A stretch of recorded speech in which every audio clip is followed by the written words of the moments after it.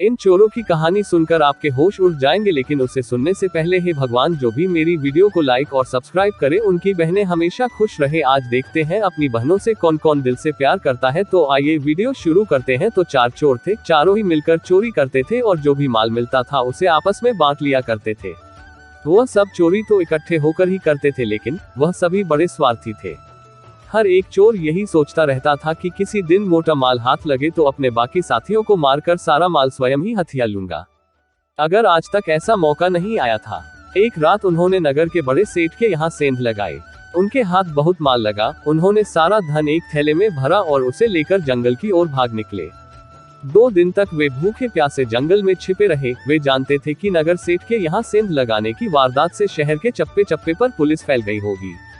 वे अभी कुछ दिन और जंगल में ही छिपे रहना चाहते थे, मगर मजबूरी ये थी कि उनके पास खाने पीने का कोई भी सामान नहीं था।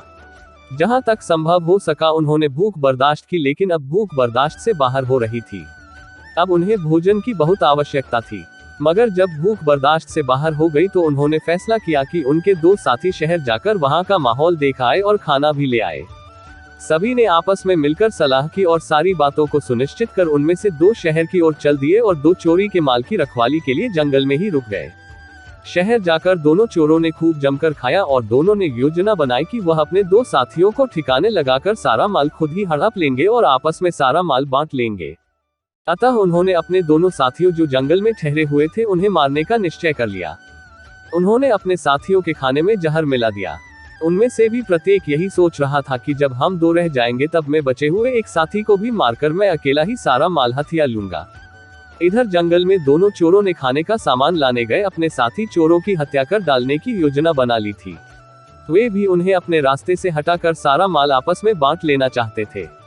चारों चोरों ने 2-2 टोली बनाकर अपनी अपनी योजनाओं के अनुसार कार्य किया। पहली टोली जैसे ही शहर से भोजन लेकर जंगल पहुंची, जंगल में मौजूद दोनों चोरों ने अपने साथी चोरों पर हमला कर दिया। उन्होंने लाठियां बरसाकर उनकी जान ले ली। फिर वह निश्चिंत होकर भोजन करने बैठ गए, मगर जहरीला भोजन खाते ही वे दोनों भी तड़प तड़प कर मर गए। शिक्षा। इस कहानी से हमें ये शिक्षा मिलती है कि हमें लालच नहीं करना चाहिए और कभी भी अपनों से छल कपट नहीं करना चाहिए।